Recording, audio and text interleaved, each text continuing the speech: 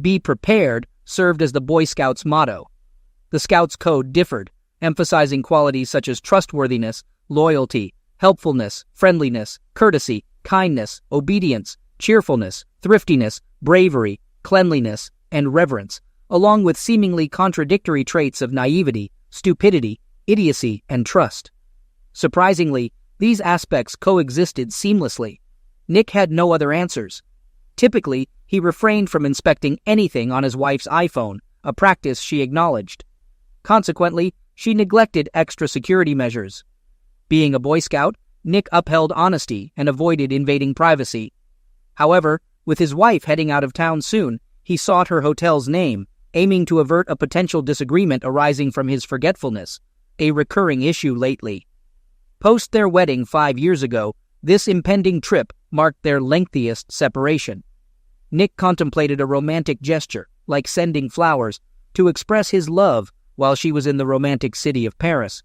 Yet, his plans were disrupted by the realization that Dwayne, not he, was the one she would be sharing this experience with. Entering his wife's phone code, their wedding date, Nick found himself perusing work-safe emails exchanged between Linda and Dwayne.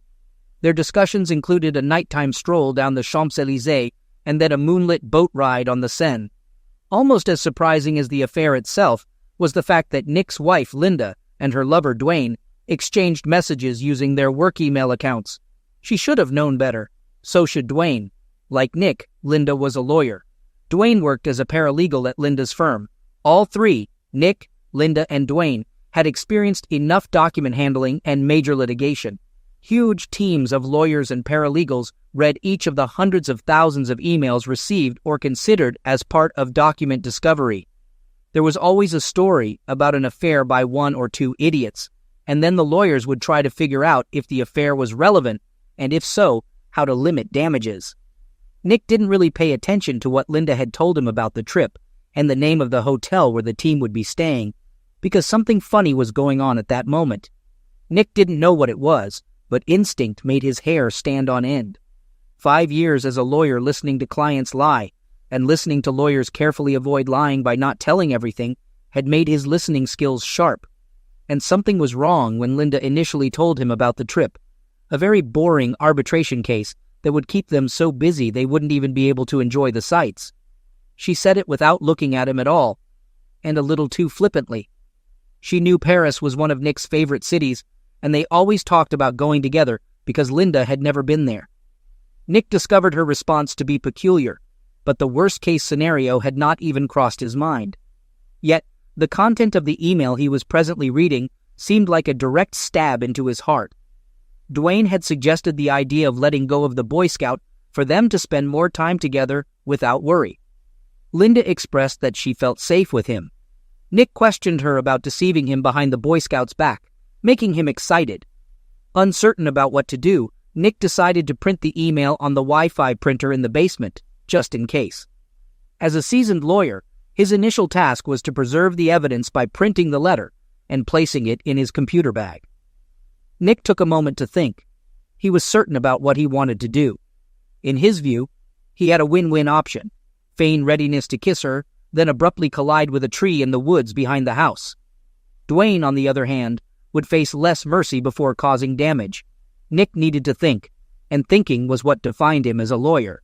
He was paid to utilize his brain, not his muscles, and he had to think quickly because Linda had gone for a run and would return soon. Before he could delve into his thoughts, he had to complete his assignment and find a hotel, not to send flowers. He wasn't sure why he needed that information, but he sensed a purpose. La Clef Tourfell, near the Trocadero, across the river from the Eiffel Tower, a 5-minute walk from the International Chamber of Commerce, where Linda and Dwayne would be working on their arbitration case with the rest of the team. During the lovers' free time between hotel rendezvous, he had to conduct a quick computer search on Virginia's divorce laws, drawing from his bar exam days 5 years ago. It was always good to check. Infidelity was grounds for divorce, and could impact matters like alimony and property division. However, there were objections to the charge of infidelity, one being convenience. The defense was to discover the infidelity and then willingly resume coital relations and continue living together. Hence, he needed to leave the house promptly. Confrontation? Not yet. His plan was to unleash total shock and awe on her. With no uncertainties, he aimed to dominate the battlefield to end this marriage, even if it meant lying. It conflicted with Scout law, but this was war. After all, Churchill stated, "In war, truth is so valuable that it must always be accompanied by a bodyguard of lies." Nick's lies now served a more critical purpose. None of them were under oath anyway. He went up to the bedroom, swiftly packed, and placed the suitcases by the front door. Just as he gathered the necessary paperwork, bank and credit card statements, 401k and IRA accounts, car papers, paycheck statements, mortgage statements, and Linda's latest student loan balance, she returned from her run, and he heard her in the kitchen as he ascended from his basement office. Upon observing her drinking Gatorade, he decided to feign concern, appearing out of place. Despite her looking good with shoulder-length brown hair and a ponytail, he came to the realization that love was dead. He conveyed the news of going to Paris with a grim smile.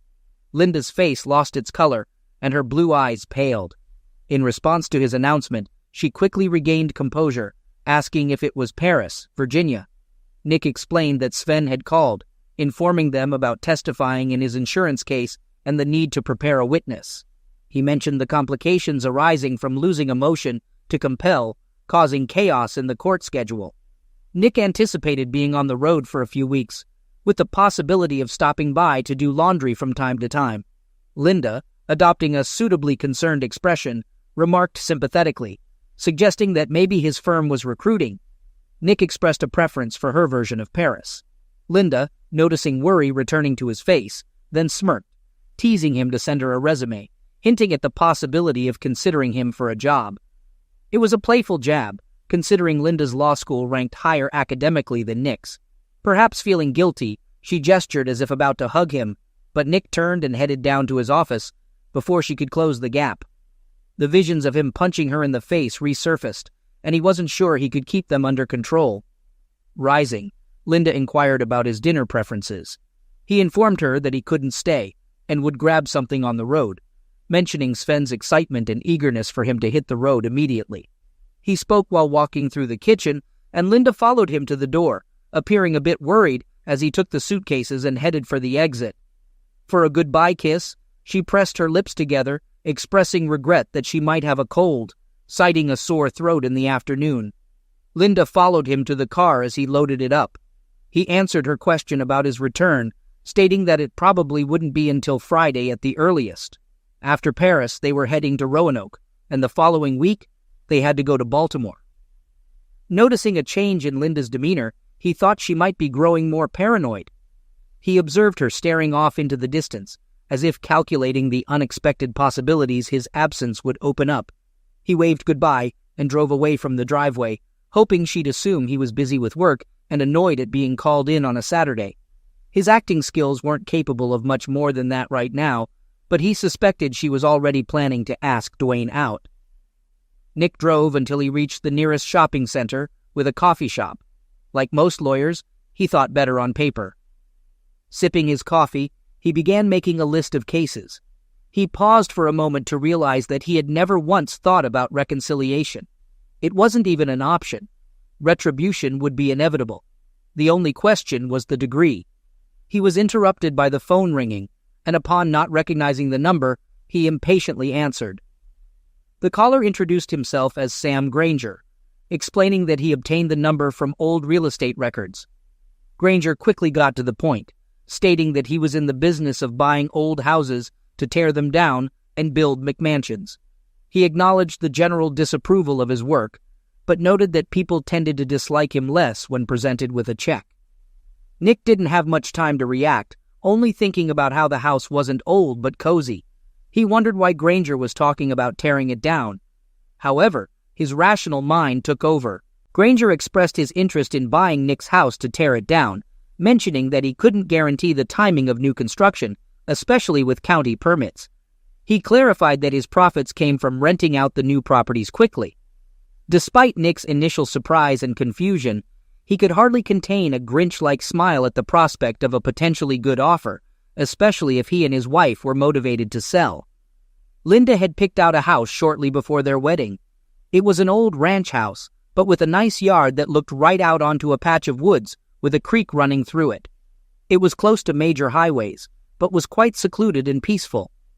What finally won her over was the treehouse in the yard across from the bedroom window. She appreciated that the house was suitable for children. Nick, on the other hand, liked the price and the convenient location, being only 20 minutes from a major metro parking lot. The prospect of a 30-minute train ride to work seemed like a reasonable option for the neighborhood. Nick addressed Mr. Granger, expressing that he would be occupied with work for the next few days, making it challenging to ensure access to the property. Granger insisted on being called Sam and reassured Nick that he didn't need to see the inside, emphasizing that it was a demolition job and he had already assessed it from the outside. Nick agreed to meet on Sunday morning, informing Sam that he would likely handle the deal closing himself by executing a power of attorney for his busy wife. Sam had no issue with this arrangement and offered to provide the necessary form. Nick noted the address and began outlining a plan. Reflecting on Linda's reliance on her Boy Scout, he pondered the irony that Lord Baden-Powell, the founder of the boys' movement, had drawn inspiration from military scouts, emphasizing skills such as stealth, cunning, and self-reliance. Considering an ambush strategy, he knocked over his empty coffee cup and went to his car for privacy. Nick dialed a number on his cell phone and then another, addressing the person who answered as Frank. He urgently requested a favor, needing it immediately. Frank Barry was a private investigator during his 5 years as a corporate lawyer. Nick made it a habit to assist poor people with their legal problems pro bono. This aligned with his ideas of public service. Additionally, he received a per-hour fee from his firm for doing so, and real courtroom experience, something his day job usually didn't provide. One of his law school classmates recommended Frank to assist with a nasty divorce case in which a stepfather was coitally abusing his stepdaughter. Frank's evidence allowed him to apprehend a boyfriend when the sluggish police response failed, and thanks to that evidence, the divorce case was resolved promptly. Frank listened attentively as Nick explained what he had learned. He inquired if Nick believed his wife would invite the other person into her bed that night and commented on her perceived brazenness and arrogance, highlighting her academic achievements. Frank expressed his determination to handle the situation himself and conveyed gratitude to Nick, mentioning the positive publicity the Rivera divorce case had brought him. Nick acknowledged Frank's words, expressing appreciation. He then informed Frank about a house in the backyard that might be useful for his purposes. Nick described how it opened right into the bedroom, where Linda liked to practice martial arts with the curtains open. He shared that there was a way to access it by going through the woods and jumping over the creek after dark with no fences or dogs. Nick provided details about a service road on the other side where one could park. Expressing his thanks, Nick suggested placing a camera outside aimed at the front of the house to monitor the comings and goings. Nick and Frank discussed using Harry for a divorce, with Nick confirming that he indeed wanted a divorce. Frank acknowledged Nick's decision and mentioned being familiar with how Harry preferred to have the affidavit and report done. He expressed confidence that they would find out the truth soon. After the conversation with Frank, Nick reached out to Harry. Harry initially thought it was about the law school reunion, but quickly realized it was something else. Nick clarified that he wanted to hire Harry because Linda was cheating, and he wanted to take legal action. After bringing Harry up to speed on the situation, Harry suggested that Nick come back the next day. Despite it being Sunday, Harry had some paperwork to deal with at the office and planned to stop by.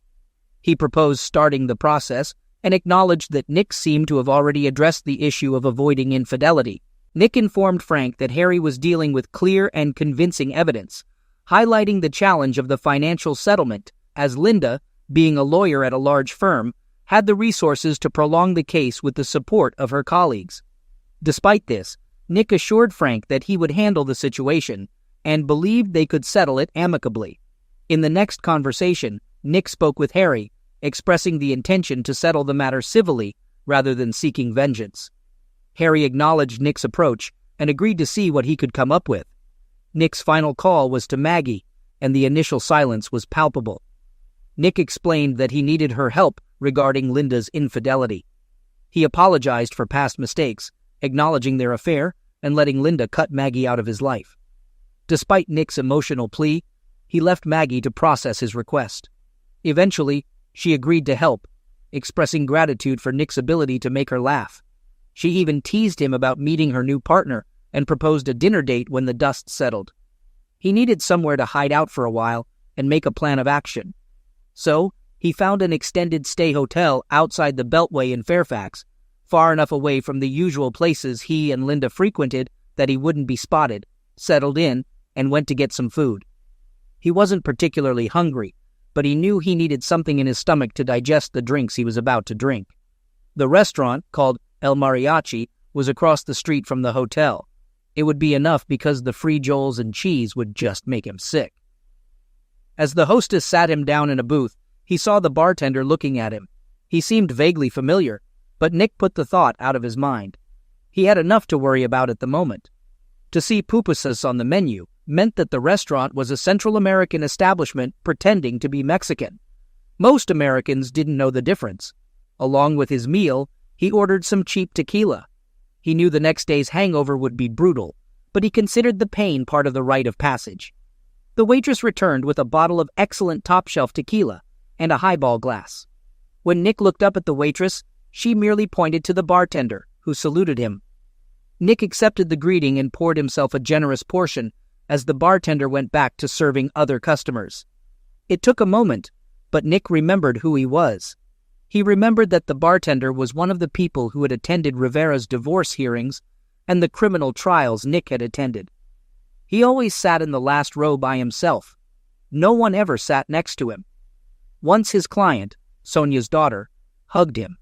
But when Nick asked Sonia who it was, she remained silent and said he was just a family friend. Nick ate in silence, making notes in his notebook and drinking tequila. When the waitress cleared away the dirty plates, he went to the break room. He felt like everything around him was moving, like on a ship. When he walked, he needed to lean against the wall while he went about his business. Then he went back to the booth, trying to keep steady, and found the bartender sitting in his booth on the opposite bench. The person addressed as Senor Nick warmly greeted him, expressing gratitude for Nick's assistance in helping his cousin end a problematic marriage. Nick attempted to downplay his role, but the bartender persisted, sharing that the cousin's ex-husband had suffered severe smackings in prison, resulting in the belief that he might never walk or eat solid food again. The bartender disclosed this information with a slight smile, and Nick, feeling a chill, remarked that he hadn't heard about it. The bartender casually dismissed it as yesterday's news. Nick, sitting down, tried to shift the focus and asked about the bartender's curiosity regarding his presence alone at El Mariachi's on a Saturday night. The bartender inquired about Nick's wife, describing her as beautiful. Nick locked eyes with the bartender, who maintained a smile. It wasn't mocking, but rather knowing. Nick couldn't fathom why the man posed such a peculiar question. How did the bartender even discern Nick's marital status? Then, Nick recalled Linda surprising him at a hearing and kissing him. The bartender must have lingered in the courtroom afterward. "We had some problems with her," Nick admitted. He saw no reason to deceive or withhold information, such as her involvement with someone else. The familiar smile reappeared, rendering Nick momentarily speechless. The bartender pointed out that keeping secrets involved not writing them down and leaving the paper in plain sight, gesturing towards Nick's notebook, which contained elements related to infidelity, a sketch of Dwayne with a knife, Linda's name circled with a slash, and a to-do list mentioning "burn that pig." Nick acknowledged the lapse in operational security, but noted that he hadn't disclosed any client secrets. The bartender advised Nick to consider what he truly desired aside from money and suggested revenge as an option. Nick didn't hesitate, expressing a violent desire to physically damage Linda. The bartender's smile widened, and he chuckled, cautioning Nick about the legal consequences of such retaliation. He emphasized that people who act violently often end up in jail, a situation Nick would likely want to avoid unless visiting clients. Acknowledging Nick's irrational thoughts, the bartender sympathetically suggested that he might be of assistance. He referenced Nick's past help to his cousin, acknowledging that she could have asked him for help, but for various reasons, she refused. Nick stepped in and resolved her issue, earning the bartender's gratitude. Nick tried to interject. Sure, he had Frank gather the evidence, but he had the police handle the investigation. It didn't hurt that Nick asked one of the partners in his firm, a former assistant United States attorney from the area, to have a quiet chat with the Commonwealth's attorney to ensure the criminal case was handled properly. Nick accompanied his client just to guarantee the prosecutors treated her with the respect she deserved. The bartender dismissed Nick's protests, expressing gratitude for his assistance to forgotten people like his cousin. He emphasized being indebted to Nick on behalf of his family and offered to repay his debts by providing assistance. Nick, unsure of the bartender's identity, asked for his name, and the bartender revealed that some people referred to him as El Diablo, or the Devil, though friends called him Jose Garcia. Nick jokingly asked if he had to sell his soul to get a favor, and El Diablo responded with a smile, calling it professional courtesy, and playfully noting that lawyers have no souls. El Diablo then requested Nick's address, his wife's name, and details about her daily routine. In response, Nick inquired about El Diablo's plan, suggesting that he stay blissfully ignorant and report on his movements over the next few months. He advised El Diablo to get a cell phone for communication, leave a number at the bar, and refrain from returning to El Mariachi's for the best outcome. Nick shared details with El Diablo about hiring a private investigator, his plan to remain at home until Linda's departure for France, and provided information about Linda's travel plans. El Diablo, aware of the Paris hotel location without disclosing how he knew, posed a question to Nick. He inquired about the possibility of reconciliation, forgiveness, or mercy, emphasizing the importance of resolving any doubts. The smile on El Diablo's face gave way to a serious expression as he awaited Nick's response.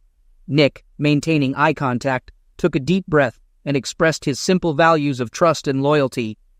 He admitted that his marriage lacked these values, with Linda triggering a transformation in his feelings from love to hate. Although he expected indifference to develop with time, that moment had not yet arrived. El Diablo, after hearing Nick's sentiments, reassured him that there was no chance for reconciliation. He concluded the conversation by telling Nick not to worry about a thing. The waitress brought the bill, and El Diablo dismissed her, letting Nick tip generously. He also allowed Nick to take a bottle of tequila, but advised him to take his time, needing sharpness for the upcoming battle. Surprisingly, waking up without much of a hangover on Sunday morning, Nick arrived at Harry's law office at 10 a.m., where he found Frank already present. Apologizing, Frank informed Nick that Linda was engaging in lovemaking activities with another man in his bed. Despite receiving a video copy, Nick was cautioned by Harry against watching it. Harry intervened, advising Nick against any reckless actions. Nick, assuring Harry, mentioned that he followed Harry's earlier suggestion to climb into the treehouse, obtaining clear shots of their faces and evidence of their physical interactions. He described the situation as merely a physical phenomenon, with the two hardly engaging in conversation, just having fun like rabbits. Nick wasn't sure if this revelation would alter their plans. Harry, responding negatively, inquired about the details. Nick spared him the specifics, but mentioned the high stamina of both individuals involved. Harry expressed his gratitude, albeit with a tinge of regret. Nick, in turn, apologized for sharing the information. Harry proceeded to reveal that Linda personally attended Nick's party last year, and they identified the man involved as Dwayne Martin, a colleague of hers. Although they couldn't determine the duration of their affair, they had clear and convincing evidence, including camera footage of their comings and goings. Harry assured Nick that he would email a link to the live feed on their secure server and mentioned that he would draft a report and supporting affidavit. Harry apologized once again, acknowledging Nick as a friend. After shaking hands with Harry and Nick, Frank left the office. Harry then inquired about Nick's plans, and Nick expressed the intention to file for divorce based on grounds of infidelity without directly filing against Linda. Harry looked at Nick without displaying any particular emotion. Nick assured Harry that he didn't want him to do anything reckless and believed the process would go more smoothly than expected. Harry grimaced at the suggestion. Nick continued, advising Harry to file the divorce case on Monday afternoon, just before the clerk's office closed. He requested Harry to inform him of the case number, assuring that he would handle the rest. Nick reminded Harry that he didn't practice criminal law well and wouldn't be able to assist if Nick encountered legal trouble. "You'll be pleasantly surprised," Nick declared as he exited. His next destination was a meeting with Sam Granger, proving highly productive. Nick discovered they could sell the house for over $100 of the mortgage, without a real estate agent's commission. Linda would be delighted. Nick pledged to have the necessary paperwork ready for a swift deal closure. Exiting Sam's office, Nick checked his phone. No messages or calls. She must still be enjoying time with Dwayne. Nick took the chance to urgently request 2 weeks of vacation, or he would quit, leaving his boss, Sven, in a panic. Luckily, Sven granted the request, given a temporary lull in business. With the groundwork laid, Nick returned to the hotel to focus on the real work. By Monday evening, he was prepared. Throughout Sunday night and Monday, Linda left unanswered voicemails. Nick conserved his energy for Tuesday morning. Thanks to Frank's front-facing camera, Nick knew Dwayne spent Monday night there, likely leaving for work around 8 a.m. Linda would depart around 8:30 a.m. So, at 7 a.m., Nick walked in yelling, "Honey, I'm home." Upon hearing brisk footsteps upstairs, Nick observed Linda, who appeared disheveled and shocked as she descended in her robe. Linda greeted him with attempted cheerfulness, expressing surprise and panic. Nick, maintaining a cheerful tone, apologized for not returning her calls, attributing it to the demands of being on the road. Disregarding the wine glasses, he headed to the dining room, and Linda, unsure of how to prevent him from reaching Dwayne, stood in the doorway. A knock on the door caught Linda off guard, and Nick asked her to answer it. As he spread papers on the table, Linda opened the door, expecting a bailiff with divorce papers. Instead, Maggie entered and greeted with a simple, "Hi." Linda watched curiously as Maggie unpacked her briefcase at the dining table.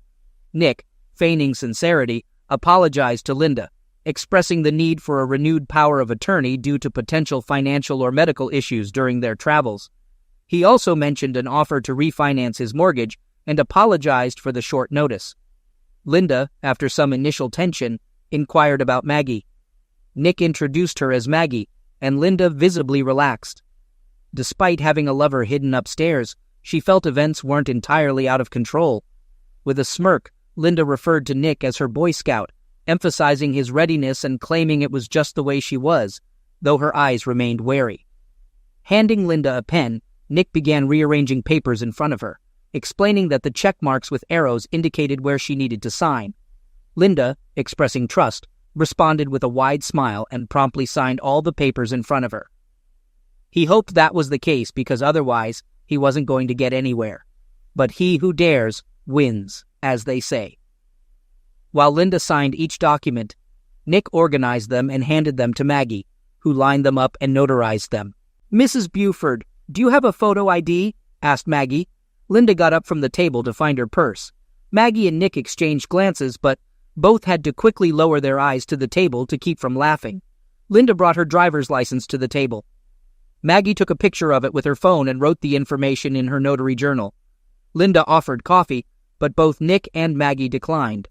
While Maggie recorded the notarized documents in her journal, and Nick sorted everything into different folders, Linda looked up, expecting Nick to attempt something and calculating her next move. Maggie left, stowing away all the tools, and smiled at Nick when Linda wasn't looking.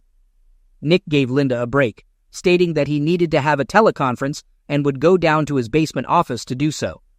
Linda's shoulders relaxed. For now, she would have time to escort Dwayne out the door and erase any trace of his presence before Nick reappeared from his man cave. Nick went downstairs to give her the illusion that she was still fooling him. He pretended not to hear Dwayne's heavy footsteps descending the stairs, or the sound of the garage door opening, so Dwayne's car could pull out. But upon hearing the sound of the shower running in the master bath, Nick gathered everything he had, walked out the basement door, and left in his car without a word to his loving wife.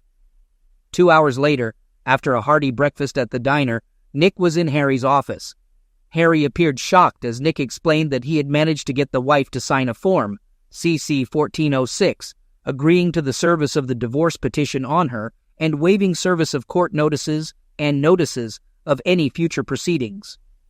Harry examined the properly notarized form that Nick presented, and Nick confirmed that it was indeed signed. Harry sought clarification, asking if Nick had also persuaded his wife, an experienced attorney, to sign a property division agreement. This agreement included provisions such as giving Nick all the proceeds from the sale of their house and its contents, the cars, and Linda's jewelry. Additionally, it granted Nick full discretion over the disposition of Linda's personal belongings and allowed both of them to walk away with their respective retirement accounts, with no alimony in Linda's favor. Nick affirmed these details, emphasizing that Linda, who earned more money than him, willingly agreed to leave the marriage with approximately $125,000 in retirement contributions and about $200,000 in undergraduate and law school debt, according to the documents. Harry, seemingly skeptical, remarked that Linda had a generous nature. Harry then turned his attention to the affidavit Nick claimed Linda signed, admitting to cheating and acknowledging the presence of her lover in the marital bedroom at the time of signing. Nick confirmed these details and referenced an email correspondence where Linda discussed staying with her lover because he aroused her. Nick, showing no visible emotion, asserted that the documents spoke for themselves. Harry glanced at the papers, looked up at Nick, and started to smile but suppressed it, twisting in his chair. He expressed frustration, mentioning his intention to file all the presented documents. Harry, feeling embarrassed, acknowledged Nick as a respected member of the bar and a friend from law school. He admitted being unaware that Nick was fabricating the situation and stated that everything appeared fine to him. Harry, addressing the court, suggested disbarment for Nick, emphasizing the violation of trust by his client. Nick, understanding the situation, inquired about the notary's potential role as a witness if needed. Harry confirmed that the notary could testify that Linda signed the documents and might mention seeing her scrutinize them. However, Harry refrained from providing an opinion on Linda's understanding of the document contents. Nick agreed to the plan, and Harry mentioned that he would file all the documents, including Frank's affidavit and report, which contained attached photos and a DVD. Harry intended to keep it out of the electronic file temporarily to prevent it from making the news. Nick emphasized the importance of keeping things quiet, considering Linda's impending departure for Paris in a little over 2 weeks. He asked if Harry knew anyone at the county courthouse. Harry mentioned Seth, a day student from the year after them, currently clerking at the county courthouse to build up his resume. Harry believed Seth might be able to expedite the process, but he cautioned that if the judge wanted live testimony, the entire plan could collapse, and Linda would need to make a decision. Nick informed Harry that Linda did not want to contest the case on fraud once she understood the situation. He mentioned that if things took a negative turn at that stage, he might have to let go of Harry's services, to which Harry agreed. Nick expressed a desire to hear the full story someday, but conveyed his reluctance to discuss it at the moment. Over the next 2 weeks, Nick successfully maintained a distance from Linda. He sent her text messages at off hours, letting her know how busy he was, but he answered her calls the rest of the time. Over time, she began to call less frequently. "You scared the hell out of her," Frank told him at the end of the week. "Judging from the videotape, Dwayne hasn't been in the house once since you showed up and surprised them Tuesday morning. I can't tell if they're meeting at his place during the week or having fun with each other at the office, but they're not doing it in the house. I'll tell you if anything changes." The only thing that had changed was that Nick had quietly returned to the house when he found out Linda was gone and had taken the financial papers he thought he might need. He also signed a contract to sell the house to Sam Granger. The transaction was to take place during Linda's first week in France. The rest of the time, Nick went to the gym, did some leisure reading, and pondered how he had gotten to the point where he was 30 years old with his life in such disarray. He told Sven that he needed a few more weeks off, and Sven reluctantly agreed. "She's having fun with him at the house again," Frank said Saturday, a week before Linda was scheduled to leave for Paris. "Thanks for the heads up," Nick replied. He didn't care, but he knew that once he got rid of the house, he'd rather burn the sheets than sell them. By this time, Nick had watched the video that Frank had given him the first time he realized his attraction. Dwayne was a couple of years younger, and as Frank's investigation had revealed, the guy was a gym rat, constantly pulling himself up in front of the mirror after weight training. Otherwise, he was unremarkable in comparison. Nick was in reasonable shape, but didn't boast a tight belly. Linda seemed to be seeking arm candy, a trait Nick could do without. Before he knew it, Linda embarked on her eagerly anticipated trip to Paris. A member of Frank's team followed her to the airport, ensuring her departure to Europe. Upon receiving the news, Nick went to the house, piled all of Linda's clothes in the living room, and packed up his belongings. The next day, movers arrived, packing Linda's items separately and sending them to storage. They also packed Nick's things and moved them to the apartment he found with Sam Granger's help. Nick easily sold the furniture thanks to Sam's reselling skills. Once the house was empty, Nick did a final walkthrough before taking one last action. He carefully collected wedding photos, the album, and Linda's wedding dress. He brought them to the fire pit under the treehouse on the patio, placed them atop embers, added lighter fluid to the dress, and lit a match. As everything burned, Nick was pleased with the level of detail captured in the video, even discerning details in each photo as it joined the flames. A day later, Nick closed the sale of the marital home, using Linda's power of attorney to sign on her behalf, a move she should have scrutinized. With a separate financial power of attorney, Nick deposited the house sale profit into his personal account, certifying it on behalf of his wife as her attorney in fact, and closed the joint accounts 3 days later. Still, in the initial week of Linda's French trip, a construction crew razed the house. Days later, they cleared the debris, starting preparations for the site. Unfortunately, the tree with the treehouse had to be removed for a planned gazebo. However, construction halted once only an empty square of land remained, due to issues in the permitting process. Nick and his law school friend at the county permit office believed the problem would resolve upon Linda's return, with proper forms submitted and approved. Throughout this period, Nick ignored all of Linda's attempts to contact him, not responding to calls, emails, or voicemails.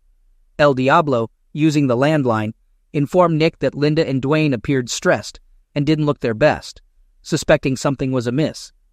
Nick asked how El Diablo knew, to which he simply claimed to have connections everywhere, even in Europe. El Diablo inquired if Nick wanted Linda's wedding and engagement rings, and upon Nick's refusal, asked if someone else could acquire them. Nick agreed. 2 days before Linda's return from Paris, Nick visited Harry's office, receiving an unexpectedly swift divorce decree. Seth, tight-lipped, facilitated the process, and Nick opted not to inquire further, congratulating himself on his newfound single status. Harry provided a copy to send to Nick's ex-wife, expecting her delight. As Nick was getting into his car outside Harry's office, his phone rang. Receiving a call from an unfamiliar number, Nick recognized El Diablo's voice as soon as he answered. El Diablo advised Nick to take a vacation immediately, suggesting he go to a place with a lot of people who know him and can confirm his presence. El Diablo ended the call abruptly. Nick, understanding the urgency, realized he hadn't seen his college friends in New York for a while. Luckily, they had free schedules in the next few days. That afternoon, he hopped on Amtrak, attended shows, explored museums, and shared meals with friends, most of which he paid for with a credit card. Nick also tipped generously at the hotel to ensure the staff knew who he was. During his stay, he express-mailed a DVD copy of him burning Linda's wedding dress and album to Linda's parents' home. Late one Sunday night, while savoring coffee and cake at Little Italy in Manhattan, Nick received a call from his father-in-law. His father-in-law informed him that Linda was in the hospital and going through a difficult time. Nick inquired about the reason behind her condition. His father-in-law explained that Linda had returned from a business trip on Friday and, along with a colleague, had been kidnapped at the airport. They were medicated and only managed to escape that morning. Unfortunately, Linda's colleague had been severely smacking. Nick could sense the emotional strain in his father-in-law's voice. Once upon a time, Nick might have felt sympathy. However, he asked about Linda's condition. The father-in-law explained that when Linda woke up, she found herself covered in tattoos with derogatory inscriptions, labeling her as a fancy woman and a strumpet. Soon after awakening and realizing this, an individual wearing a mask entered and physically assaulted her, breaking her nose and causing 2 black eyes. Nick couldn't help but be impressed by the severity of the situation. Really, it was the cherry on top of the ice cream. He would have been happy if Linda had realized that he had betrayed her in court, just as she had betrayed him in marriage. But this was just a rainbow pleasure of joy. It would be worth an immortal soul if he could give it away. Expressing his condolences, Nick acknowledged that he was currently out of town and inquired about what his father-in-law would like him to do. Detecting surprise on the other end, his father-in-law emphasized that Linda was Nick's wife. Nick, without much emotion, clarified that they were divorced, and the order was issued the previous week due to Linda's infidelity with the man she was traveling with. When his father-in-law seemed confused, Nick coldly mentioned having a video of the infidelity and offered to send a copy. The revelation left his father-in-law in stunned silence. Nick, displaying a lack of empathy, stated that Linda was no longer his problem, and his father-in-law would need to take care of her. His father-in-law, expressing frustration, accused Nick of causing the situation. Nick, unapologetic, explained that he had been in New York celebrating his divorce since Wednesday. He acknowledged the father-in-law's upset state and hoped for Linda's recovery, but conveyed that they had nothing more to discuss. Nick then ended the call. It occurred to Nick at that moment that the stress of city life had been too much lately. He sent Sven an email saying that Sven and the firm could go to hell, respectfully, after all. A quick internet search revealed that there was an REI store in Soho, and Nick got himself some new hiking and camping gear. Linda had never liked camping, so this was a chance to reconnect with her. Scouting past the hotel was very accommodating, and agreed to leave his luggage for a while for a reasonable fee, and Nick was on his way to the Adirondack Mountains to commune with nature until things calmed down. Luckily, he had his passport with him in case he had time to travel to Canada, and it turned out he did have time. For the next 8 weeks, he kept his phone turned off. Initially, he assumed some disturbed woman had taken possession of his ex-wife's phone, given the multitude of messages, including frantic screams and cries. He listened to just a couple and deleted the rest. There were numerous crazy emails, too. Her account must have been hacked. Reading through all of this seemed impossible. He hoped the troubled woman responsible would find the help she desperately needed. After 8 weeks, Nick, Frank, and Harry gathered for a drink. Harry clarified that he had terminated their ties with the attorney right after serving Nick the divorce decree, a piece of information Nick admitted to not having checked yet.